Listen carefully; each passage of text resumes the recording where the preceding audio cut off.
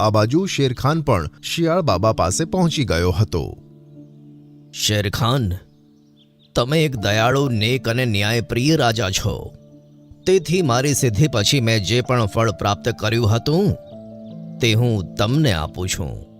થાળીમાં રાખેલી એક કેરી તરફ શિયાળે ઈશારો કરતા કહ્યું, આ કેરીને લઈ જાઓ અને તમારી રાણીને ખવડાવી દેજો.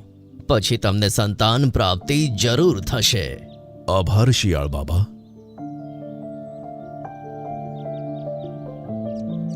તે કેરી લઈને શેરખાન પોતાના જંગલે પાછો આવ્યો. તેણે શેરણીને બધું કહ્યું અને કેરી ખવડાવી. થોડા દિવસમાં તો તે ગર્ભવતી થઈ ગઈ. તમારા શિયાળ બાબાની સિદ્ધિ કામ કરી ગઈ. આપણે જલ્દી જ મા બાપ બનવાના છીએ. ભગવાનનો આભાર છે. હવે આપણી ઉદાસીનતા એકદમ દૂર થઈ જશે.